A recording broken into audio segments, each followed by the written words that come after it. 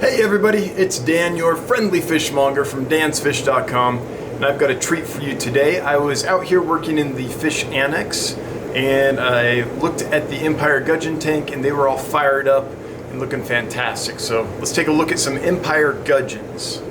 Alright, so here they are, looking absolutely stunning. The males, the mature males, get that kind of nuchal hump and get a ton of color. Look how pretty these are. The females stay kind of more of a tan color and don't get the big hump on them. But look how pretty these are. These are just absolutely a stunning fish. Now, we're all pretty familiar with the peacock gudgeon. That's the industry standard, the old standby in the hobby. Great little fish, pretty fish.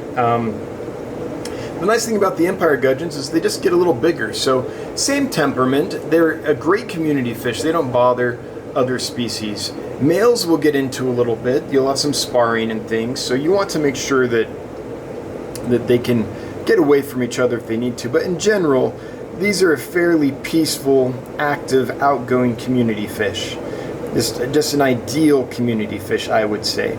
They eat everything. Once they're acclimated and settled in, which these are, they'll eat pellets and flakes and frozen food and live food and rapashi and wafers and algae wafers and all that stuff. Really easy fish to feed and not a challenge to keep at all. Their temperature range is really wide. They can take it from the upper 60s up to the mid 80s in an aquarium. The literature says that in nature sometimes they get up to 95 degrees, but I've never tried that, and I probably wouldn't in an aquarium. That just seems overkill to me, but absolutely stunning, very hardy. A little pricey, especially at this size and at this color, but you know, I think totally worth it. Now, spawning these guys is a little bit tricky, but I want to clarify one thing. So the myth in the hobby, the lore, is that these can't be spawned in fresh water, that the babies have to have a saltwater period in order to develop. And I've talked with some real professionals on Australian fishes, and that is actually not true. They can be bred and raised in pure fresh water. There are populations of Empire Gudgeons that are locked to fresh water and have absolutely no access to the ocean. But the challenge remains that their babies are a lot like marine fish babies in that they're very underdeveloped, and their mouths are not formed well, and they have to eat tiny live foods. So they can be bred and raised in fresh water, but they're going to need a lot of green water or infusoria or rotifers or tiny little, some kind of paramecium, some kind of really small food that basically exists in a cloud around them that they can just swim and have kind of